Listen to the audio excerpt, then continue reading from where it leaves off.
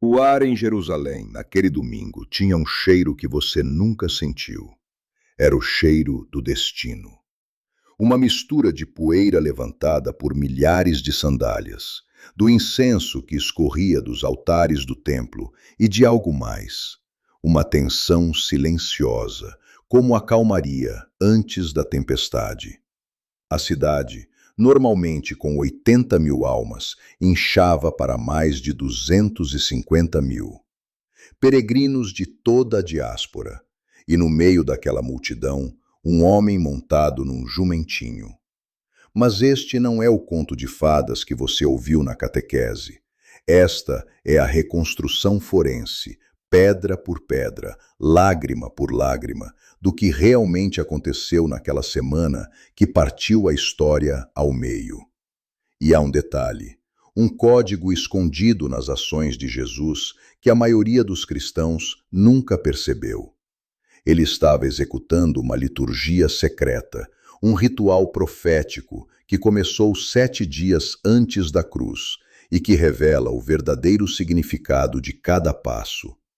Antes de mergulharmos nessa reconstrução minuto a minuto, quero que você saiba de uma coisa. Eu oro por cada inscrito deste canal. Leio seus nomes, vejo seus comentários e os apresento a Deus. Se você ainda não se inscreveu, faça isso agora. Junte-se a esta família. Senhor, abre os nossos corações e as nossas mentes para a verdade desta Semana Santa. Que cada detalhe que descobrirmos aprofunde a nossa fé e nos transforme. Amém. Agora, venha comigo. Vamos caminhar pelas pedras de Jerusalém do ano 33.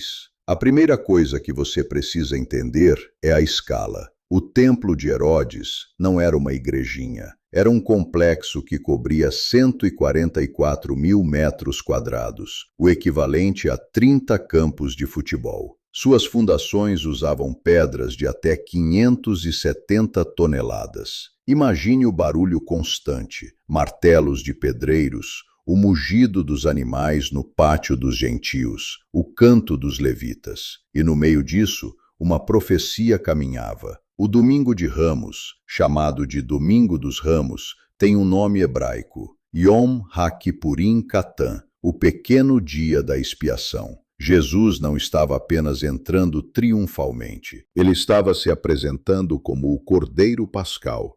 No exato dia em que, segundo a tradição oral registrada no Talmud, os cordeiros eram selecionados e trazidos para dentro das casas para inspeção. O jumentinho? Profecia de Zacarias 9:9.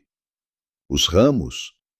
Símbolo de vitória nacional, sim, mas também do lulav, usado na festa dos tabernáculos, uma festa que prefigurava a vinda do Messias. Ele estava misturando símbolos, criando uma nova liturgia. E a multidão gritava Hosana, que não significa aleluia, mas salva-nos, agora, nós te imploramos. Era um grito de desespero político. Eles queriam um libertador de Roma. Ele veio como libertador do pecado. Agora eu vou te contar algo que nunca compartilhei neste canal.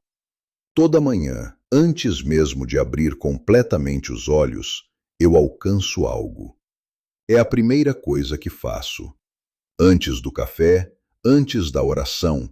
Na verdade, ela é a minha oração. Tenho este aplicativo no meu telefone que me guia exatamente pelo tipo de coisa que estamos discutindo agora. Os textos antigos, as conexões arqueológicas, a escritura diária que traz tudo isso à vida. Ele mudou como eu inicio cada dia. Não estou exagerando. Transformou minha manhã de rotina em revelação. Deixei o link no comentário fixado. Confira depois deste vídeo.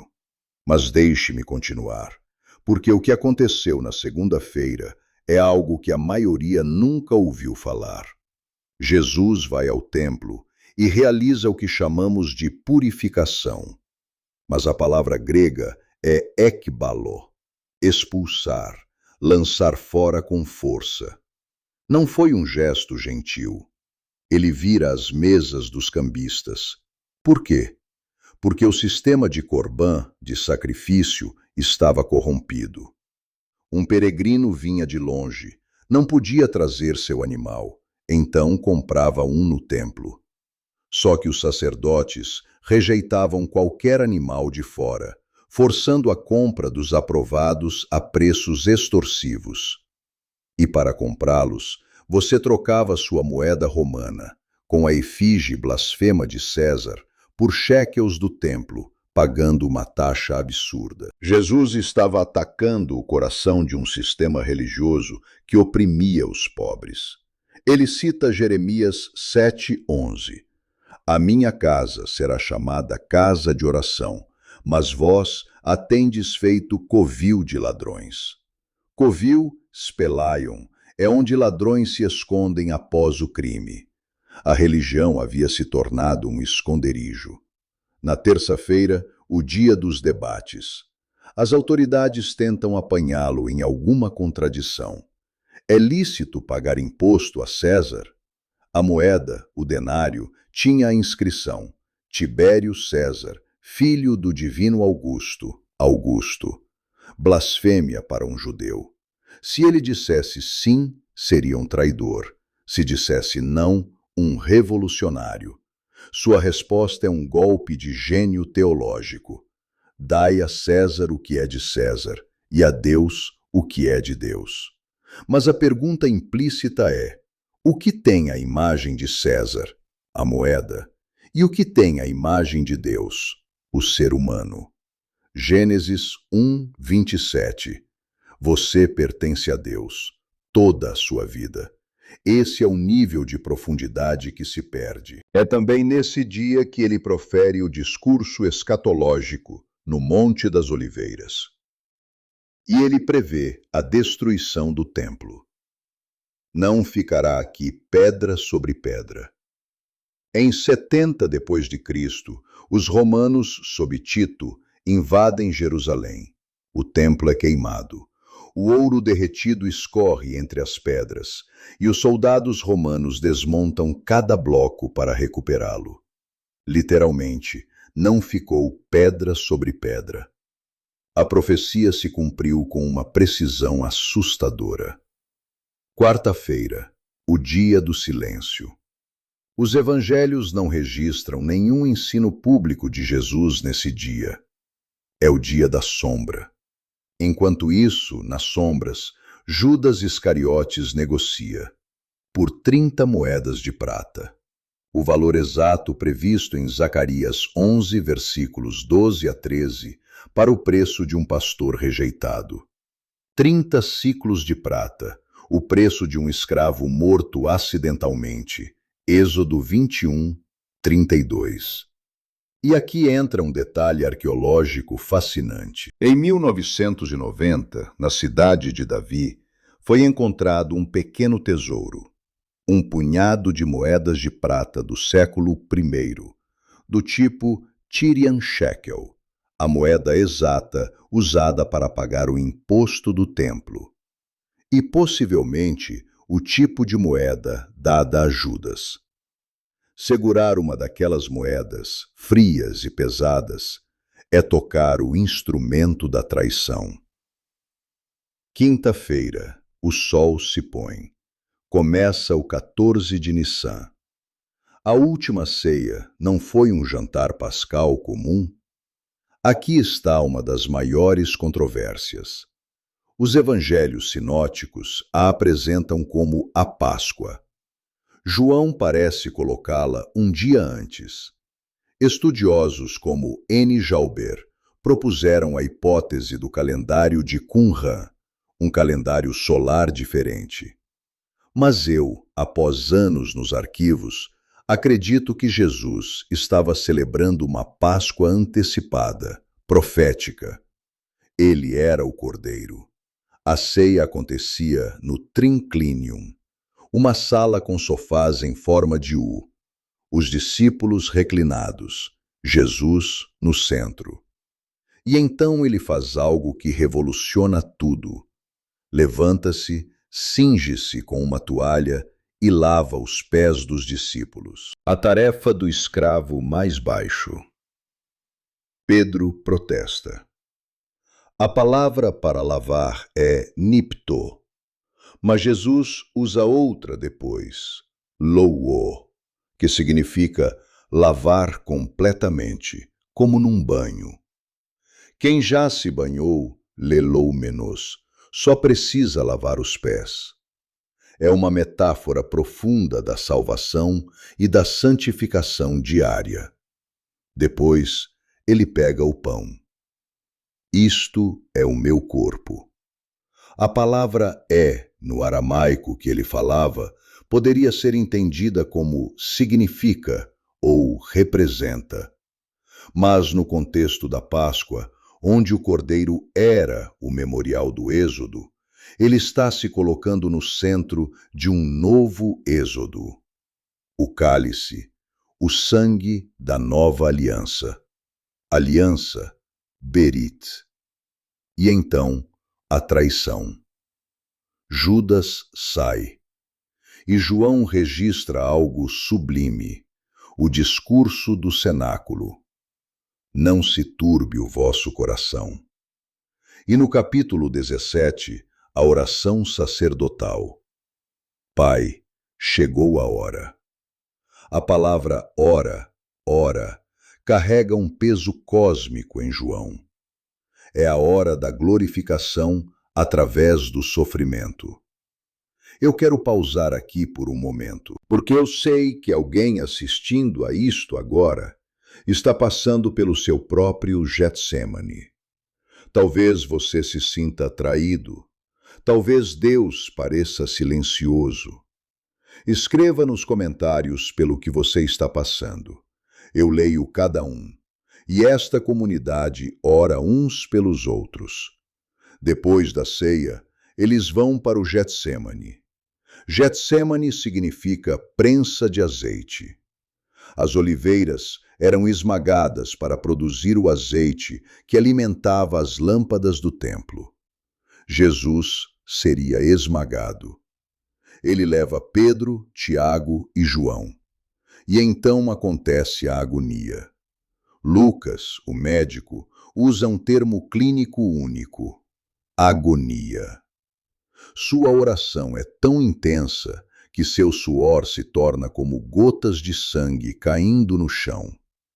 É a hematidrose, um fenômeno médico raro, onde o estresse extremo rompe os capilares das glândulas sudoríparas, misturando sangue ao suor. O homem divino, tremendo de angústia. Abba, Pai, afasta de mim este cálice. Abba, aramaico íntimo, papai. Mas ele se submete. E então a chegada da turba. Judas o trai com um beijo. O beijo, filema, era um sinal de honra a um rabino.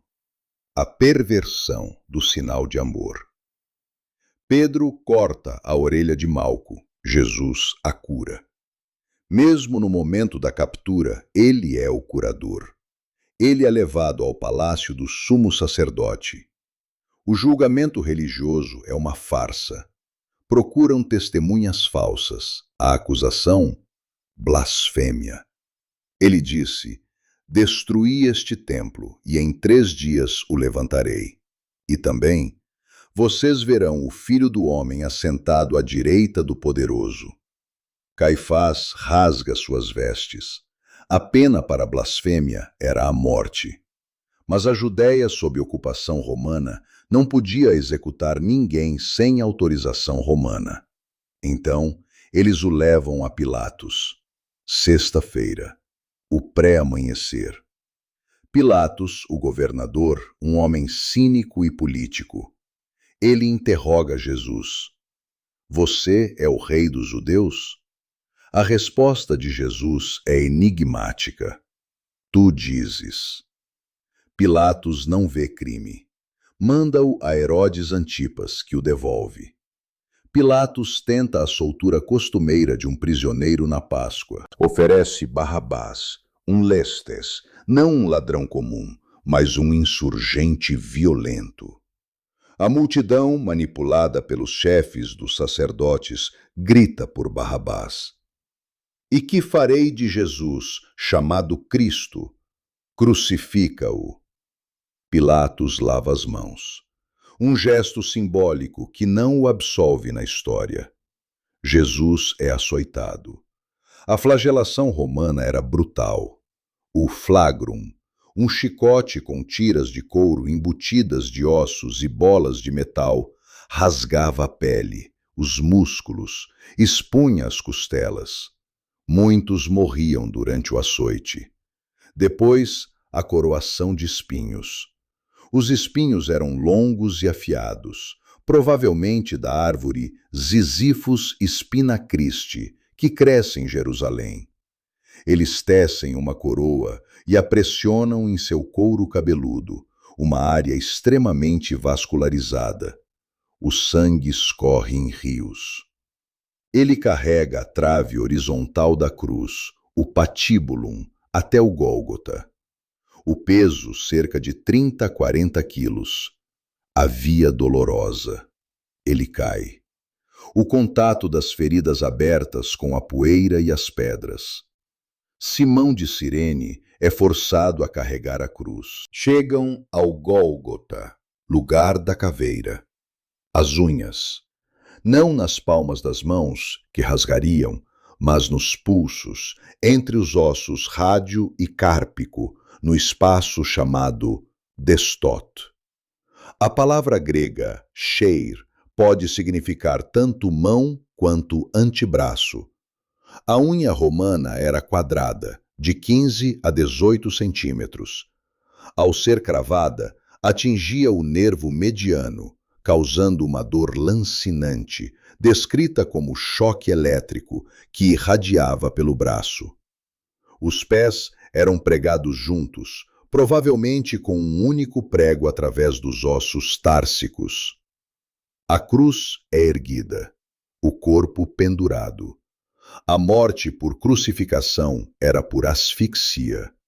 Para respirar, a vítima tinha que se empurrar para cima com os pés, esfregando as costas dilaceradas contra a madeira áspera. Era uma tortura calculada para prolongar a agonia. Ele fala 7 frases. Pai, perdoa-lhes, porque não sabem o que fazem. Hoje estarás comigo no paraíso. Mulher, eis aí o teu filho. Meu Deus, por que me desamparaste? É a citação do Salmo 22, que começa com o abandono e termina com a vitória. Tenho sede. Está consumado. Tetelestai. Um termo comercial e jurídico, significa pago integralmente, concluído perfeitamente. Pai, nas tuas mãos entrego o meu espírito. E então ele morre. O centurião romano, um homem endurecido por batalhas, exclama: verdadeiramente, este era o Filho de Deus. Para cumprir a lei judaica de que os corpos não podiam ficar na cruz no sábado, os soldados quebram as pernas dos 2 ladrões para acelerar a morte. Chegam a Jesus e veem que já está morto. Um soldado, para ter certeza, crava uma lança em seu lado. João descreve que saiu sangue e água. Do ponto de vista médico, isso indica que a ponta da lança perfurou o pericárdio, o saco que envolve o coração, liberando o líquido pericárdico, água e o sangue acumulado. É uma descrição clínica precisa de um coração rompido por angústia. Tudo isso foi previsto. O Salmo 22, escrito 1000 anos antes da invenção da crucificação pelos persas, descreve: perfuram-me as mãos e os pés, repartem entre si as minhas vestes. Os soldados romanos, de fato, dividiram suas roupas e lançaram sortes sobre a túnica, que era sem costura. Zacarias 12, 10. Olharão para aquele a quem traspassaram. A prova não vem só dos amigos. O historiador romano Tácito, que desprezava os cristãos, escreve em seus anais sobre Cristo, que foi executado sob o procurador Pôncio Pilatos durante o reinado de Tibério. É um testemunho hostil que confirma o fato central. Flávio Joséfo, historiador judeu, menciona Jesus no Testimonium Flavianum, um texto com possíveis interpolações cristãs, mas cujo núcleo histórico é amplamente aceito. Até um papiro de magia egípcia do século III invoca o Deus dos Hebreus, Jesus. Seus inimigos confirmam sua existência e impacto. Sábado. O Sábado Santo. O dia do silêncio de Deus. O corpo de Jesus está no túmulo. A alma, segundo a antiga tradição, desce ao Sheol, ao Hades, para pregar aos espíritos em prisão. 1 Pedro 3,19. É o descensus ad inferos. Enquanto isso, os discípulos estão escondidos, tomados pelo medo e pela desesperança. Tudo acabou. O sonho morreu. Domingo, o primeiro dia da semana, madrugada. Maria Madalena e outras mulheres vão ao túmulo para ungir o corpo. Encontram a pedra removida. O túmulo está vazio. Um anjo diz: ele não está aqui, ressuscitou. Elas correm. Pedro e João correm também. João, mais jovem, chega primeiro, mas deixa Pedro entrar. Eles veem os lençóis, o soldarion, o pano que cobria a cabeça, dobrado separadamente. Um ladrão não teria tempo para dobrar meticulosamente os panos. É um sinal de ordem, de deliberação. E então, as aparições. A Maria, que o confunde com o jardineiro. Aos discípulos no cenáculo, com as portas trancadas. A Tomé, que duvida. Ele mostra as feridas. A palavra para mostrar é deiknimi. E ele diz a Tomé: porque me viste, creste, bem-aventurados os que não viram e creram. Essa bem-aventurança é para nós. Agora, a revelação final. Por que essa semana específica, 33 depois de Cristo? O livro de Daniel, capítulo 9, fala das 70 semanas. 70 semanas de anos, 490 anos, desde o decreto para reconstruir Jerusalém até o Messias. Estudiosos como Sir Robert Anderson fizeram cálculos precisos com o calendário lunar judaico, e a data do Domingo de Ramos, 6 de abril de 32 depois de Cristo, ou 3 de abril de 33 depois de Cristo, se alinha espantosamente com essa profecia. O carpinteiro de Nazaré entrou em Jerusalém no exato momento previsto séculos antes. Ele não foi um acidente da história, foi o ápice dela. Então, quero te fazer uma pergunta pessoal, e digo isso com o coração. Depois de acompanhar cada passo, cada lágrima, cada prego dessa semana, o que mudou dentro de você? Você ainda vê a Semana Santa como uma série de ritos distantes, ou ela se tornou uma realidade visceral, uma história da qual você faz parte? Agora, antes que você vá a qualquer lugar. Tudo pelo que acabamos de passar, as pedras, as profecias, as lágrimas de Cristo, isso não pode ser apenas um vídeo que você assistiu uma vez. Precisa se tornar parte da sua caminhada diária. É exatamente por isso que coloquei algo no comentário fixado. A ferramenta que mencionei mais cedo, a que uso todas as manhãs antes da missa, ela pega tudo que discutimos hoje e transforma em um encontro diário com Deus. Não uma vez, todos os dias. Vá ao comentário fixado agora. Não passe direto por ele. Se isto mudou como você vê a Semana Santa, inscreva-se. Eu mergulho nesta profundidade toda semana. E mais uma coisa. Agora, enquanto você está sentindo isto, pense em uma pessoa. Apenas uma. Alguém que está lutando, alguém que está buscando, alguém que precisa saber que não está sozinho. Envie este vídeo para ela. Você pode mudar a vida dela hoje. Você pode ser a resposta a uma oração que ela fez ontem à noite. A história não terminou naquele túmulo vazio. Ela continua em você.